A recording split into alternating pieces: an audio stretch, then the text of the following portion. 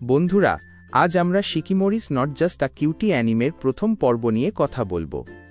এই অ্যানিমেতে ইজুমি নামের একটি ছেলের গল্প বলা হয়েছে, যার ভাগ্য খুবই খারাপ, কিন্তু তার আছে শিকিমোরি নামের একজন প্রেমিকা, যে খুবই কিউট এবং সবসময় তাকে রক্ষা করে।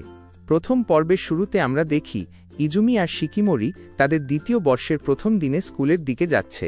পথে ইজুমির সাথে অনেকগুলো বিপদ ঘটে, কিন্তু প্রতিবারই শিকিমোরি তাকে বাঁচিয়ে নেয়।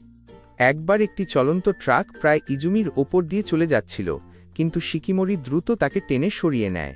আর একবার ইজুমি একটি জ্বলন্ত আগুনের ওপর পড়ে যেতে যাচ্ছিল, কিন্তু শিকিমোরি তাকে ধরে ফেলে। এরকম অনেকগুলো ঘটনার পর তারা স্কুলে পৌঁছায়। স্কুলে এসে তারা জানতে পারে তারা একই ক্লাসে পড়েছে। তাদের সাথে তাদের বন্ধুরা ইনুজুকা, নেকোজাকি এবং হাচিমিতোশুও আছে। এরপর তারা সবাই মিলে বোলিং খেলতে যায়। নেকোজাকি আর ইনুজুকা একে অপরের সাথে প্রতিযোগিতা শুরু করে। শিকিমোরির বোলিংয়ের পালা এলে সে সবাইকে চমকে দেয়। সে একটি পারফেক্ট গেম খেলে এবং সবাইকে মুগ্ধ করে। এরপর ইজুমি আর শিকিমোরি একসাথে বাড়ি ফিরছে।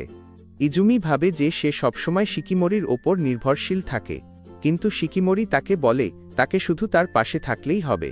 প্রথম পর্বের শেষে আমরা দেখি ইজুমি আর শিকিমোরির বন্ধুত্ব আরও গভীর হয়। তাদের মধ্যে প্রেম আরও মজবুত হয়।